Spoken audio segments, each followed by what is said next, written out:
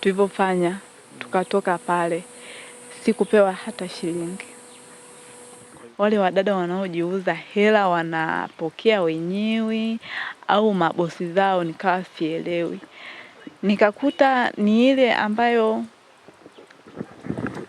yule nilivyojiuliza kwa pale nikawa sina majibu, ikabidi nikubaliane na kile kilichonipeleka pale. Nikasema labda ni mara ya kwanza tu itatokea hivi.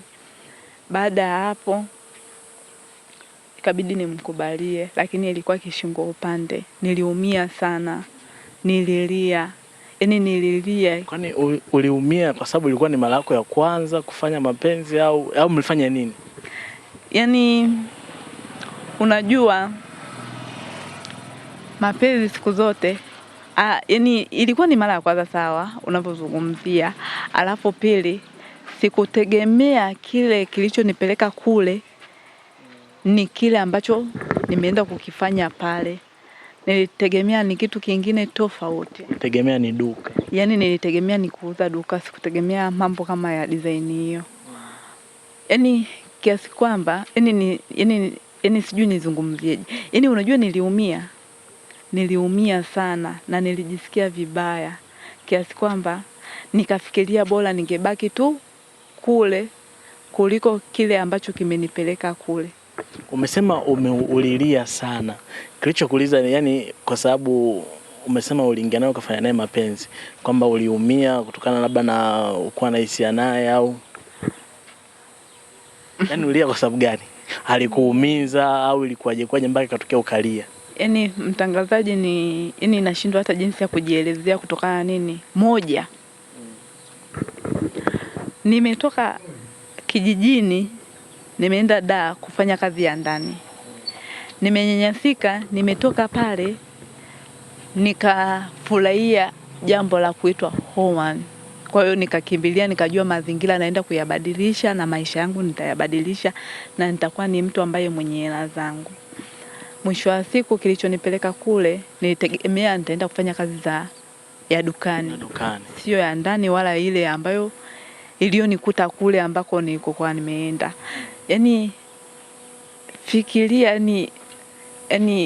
wewe unatoka hapa unaenda sehemu fulani, unategemea unaenda kufanya kitu fulani, alafu ukakuta kitu tofauti. Kwanza ni mtu mwenyewe ni mtu mzima. Umeelewa? Ni mtu mzima. Alafu nikiangalia mimi mwenyewe ni umri wangu ni mdogo na lilikuwa sio lengo langu kwamba nitafanya kitu cha design ile. Kwa hiyo nilijikuta kwamba najutia. Sikukumbuka hata kwamba nimepanda ndege. Sikukumbuka kabisa kwamba nimepata la ya ndege. Nimeiona hiyo nini hiyo Homan sijui. Sikufikiria kabisa, yale yote nikayafuta.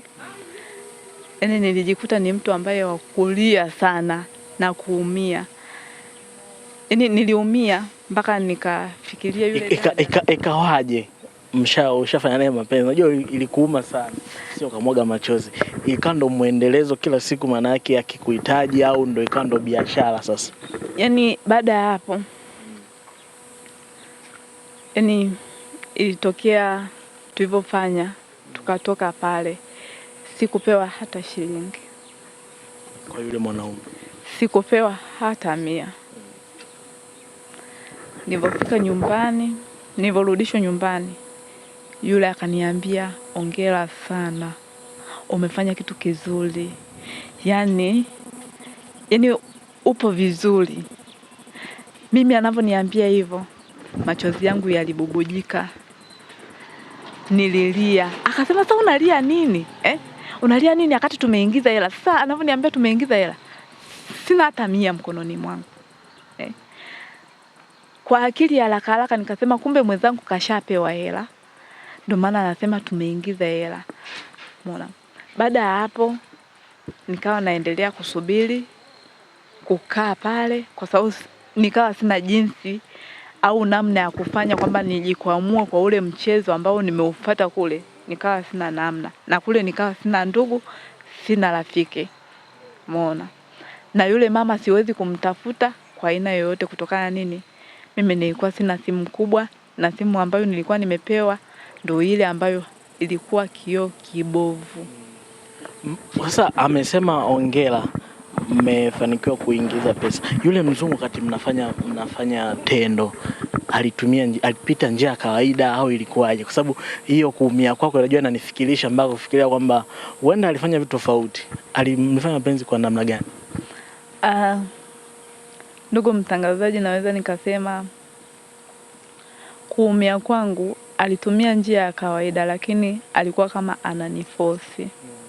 Yaani sio kama, alinifosi.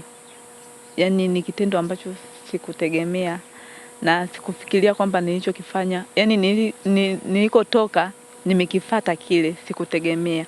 Yaani ilikuwa kama surprise kusema ukweli. Kwa hiyo nilijikuta kuumia kutokana na nini? Kile ambacho nilikuwa nakitegemea sikukipata, nilienda kukipata kingine tofauti. Umeona? Yule alikupongeza kwamba hongera, umeingiza kiasi kikubwa, maana yake ikawa sasa ndo biashara yako. Yaani baada ya hapo ikawa sio mara moja sasa. Ikawa ndo kazi. Yaani kumbe ndo kazi iliyonitoa kufika mahali pale. Kwa hiyo ikawa ndo kazi hiyo, baadaye kuna wengine wakaongezeka tukawa wengi. Kwa hiyo ikawa kazi ndo hiyo.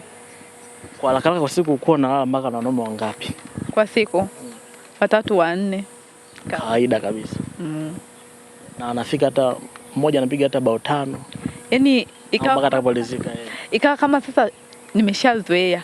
Kwa hiyo iwe bao 4 3 mimi sijui. Na yule mtu ambaye ametuajiri hiyo kazi akawa anatupa naye kidogo hela posho. Kwa hiyo ukiangalia hela unajikuta kama unawini sana.